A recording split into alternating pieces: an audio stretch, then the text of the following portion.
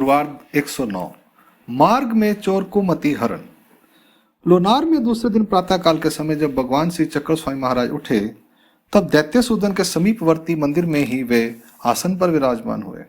उधर बोने बाइयां अष्ट तीर्थ स्थान से पूजा करके वापस लौटी।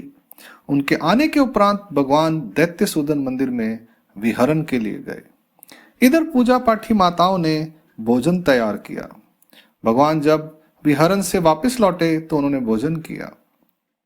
पान सुपारी लेने के बाद भगवान ने थोड़ा विश्राम किया। जब भगवान उठे तो मेहकर से आए सभी लोग वापस जाने के लिए चल पड़े। उधर बोने बाइयां बाजार से पान सुपारी लेकर वापस आई। तब तक देर बहुत हो चुकी थी। फिर उन्होंने भगवान से कहा, मौनदेव जी, सभी लोग यहाँ से वापस जाने के लिए निकल पड़े हैं, हम लोगों को भी वापस चलना होगा। तब भगवान ने कहा, माता लो सामान तो हम चलते हैं। यह कहकर भगवान भी उन माताओं के साथ वहां से चल पड़े यात्रा पर। कुछ दूरी तक चलने के उपरांत भगवान ने किसी एक वृक्ष के नीचे थोड़ा सा विश्राम किया। जलपान व पान सुपारी लेने के उपरांत फिर वे सब भगवान के साथ आगे बढ़े। आगे जब जुंजमल स्थान पर पहुंचे तो भगवान ने वहां पर भी थोड़ा सा विश्राम किया। जलपान और पान सुपारी लेने के बाद जब वे आगे बढ़े तो थोड़ा अंधेरा हो गया था।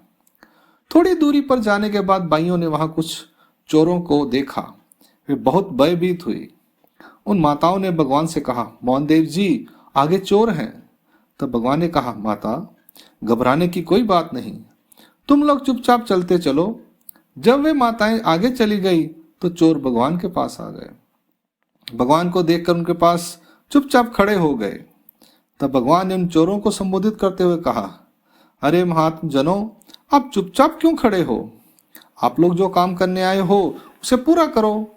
हम तो महात्मा लोग हैं, हमारे पास जो है उसे तुम ले लो, हमें कोई और ये वस्तुएं भेंट कर देगा। इस पर उन चोरों ने कहा, भगवान आप तो हमारे पूज्य हैं, आपसे हमने क्या लेना है। फिर उन्होंने भगवान को दंडोत प्रणाम किया और कहा, भगवान आपने निकलने में बहुत देर कर दी, आपके साथ दूसरा कोई आदमी भी नहीं है। इस पर भगवान ने कहा, महात्म जनों, जब आप लोग हमारे साथ हैं तो हमें अन्य किसी व्यक्ति की आवश्यकता नहीं है। फिर भगवान ने उन्हें पान सुपारी खाने के लिए दी और कहा, आप लोग यहीं रुक जाएं, इससे आगे आने की आवश्यकता नहीं है। इस पर उन चोरों ने कहा, भगवान आगे हमसे भी अधिक खूंखार चोर हैं, वे आप पर वार करेंगे, वे बहुत नीच और कठोर हैं। ऐसा कहकर वे भगवान के साथ ही चलने लगे।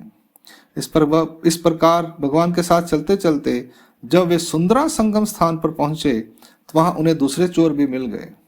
इसके बाद चोरों के दोनों समूह मेहकर नगर की बाहरी सीमा तक भगवान के साथ आए। वहां से भगवान ने उन्हें वापस जाने का आदेश दिया। चोरों के वे दोनों समूह वापस चले गए और भगवान श्री चक्रधर स्वामी नगर के बानेश्वर मंदिर में पहुंचे। इस चमत्कारिक घटना को देखकर बोने बाइयों को बड़ा विस्मय हुआ। भगवान ने उन्हें इस महान संकट से बचा लिया, इस बात की उन्हें प्रसन्नता भी हुई। लीला का हेतु। अपने साथ यात्रा करने वाली बोने बाइयों की सुरक्षा करना यह परमेश्वर का मुख्य हेतु था। इसलिए उन्होंने चोरों की कुबुद्धि का हरण कर उन्हें सुबुद्धि प्रदान की। परमेश्वर के इस कार्य को परमेश्वर की आदि शक्ति माया ने किया था। चोर विनम्र होकर भगवान के साथ उनकी रक्षा करते हुए मेहकर तक आए। विष्णु की ओल्गनी ने उन चोरों के मन में सात्विक भाव उत्पन्न किया।